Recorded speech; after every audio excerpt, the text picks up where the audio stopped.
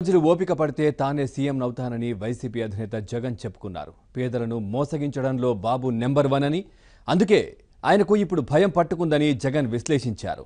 ఓటమి భయంతోనే జాతీయ నాయకులను ప్రచారానికి పిలిపించుకుంటున్నారన్నారు.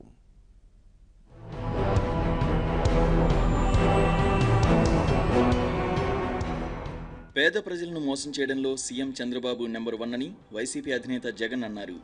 శుక్రవారం కడప జిల్లా బద్వేలు, మైదుకూరులో జరిగిన రోడ్ షోల్లో చిత్తూరులోని పుత్తూరు, ప్రకాశం జిల్లా సంతనూతలపాడు సభలో మాట్లాడారు.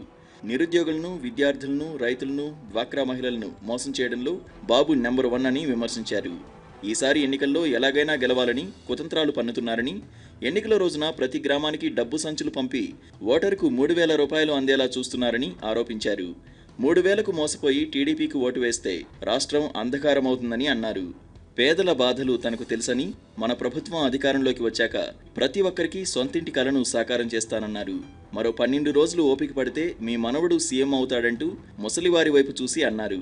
పెన్షన్ 3,000కు పెంచుకుంటూ పోతాడని ప్రతి అవ్వాతాతకు చెప్పండి అని జగన్ పిలుపునిచ్చారు.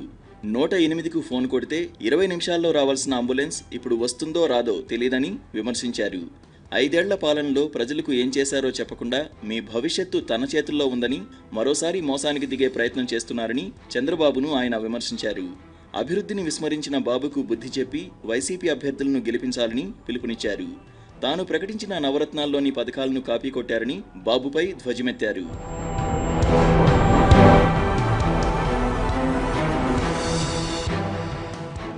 ఎన్నికల ముందు చంద్రబాబు చేసే డ్రామాలను నమ్మితే నరమాంసాన్ని తినే అందమైన రాక్షసిని నమ్మినట్టేనని అన్నారు. లక్ష్మీస్ ఎన్టీఆర్ సినిమా బాబు జీవిత చరిత్ర అన్నారు. ఆ సినిమాను చూడడం ఆయనకు ఇష్టం లేదని, అందుకే సినిమా విడుదలను అడ్డుకున్నారని ఆరోపించారు. చంద్రబాబుకు వణుకు పుడుతోందన్నారు. అందుకే ఢిల్లీ నుంచి నాయకులను రప్పించుకుని ప్రచారం చేస్తున్నారన్నారు.